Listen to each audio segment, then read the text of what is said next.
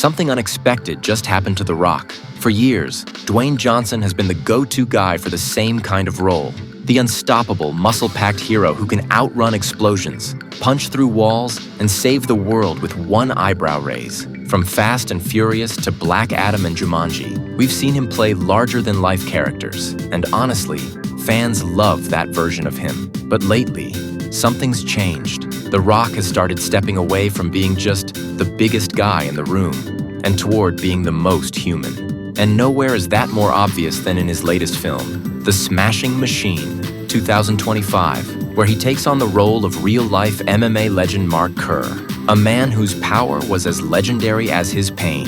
Here's where it gets interesting. For this movie, The Rock didn't lose weight or lean down for camera definition. He actually gained around 30 pounds. Not of chiseled superhero muscle, but of realistic, heavy fighter's mass. According to The Rock, Benny told me, "I don't know if you've ever been asked this before, but I think you need to gain more weight." And that tells you everything. In this movie, he isn't meant to look perfect. He's meant to look real, like a man who's been through countless battles inside the cage and even more outside it. The transformation was so complete that fans barely recognized him in early photos. Gone was the Hollywood shine. Instead, there was a tired, bruised, sweat-soaked fighter, the kind of authenticity we've rarely seen from Johnson before. It's raw, it's stripped down, and it's personal. The Smashing Machine is based on the true story of Mark Kerr, one of the most dominant fighters of the early days of mixed martial arts.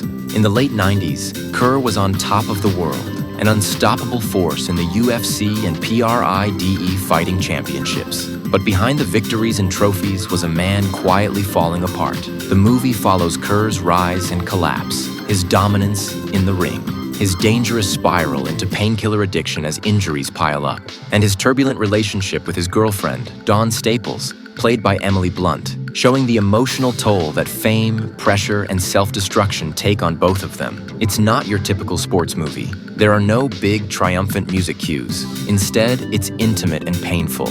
More about the fight inside his head than the ones in the octagon. Director Benny Safdie shoots it almost like a documentary.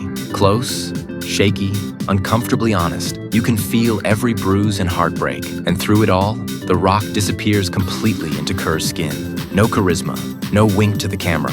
Just a man trying and failing to hold his life together.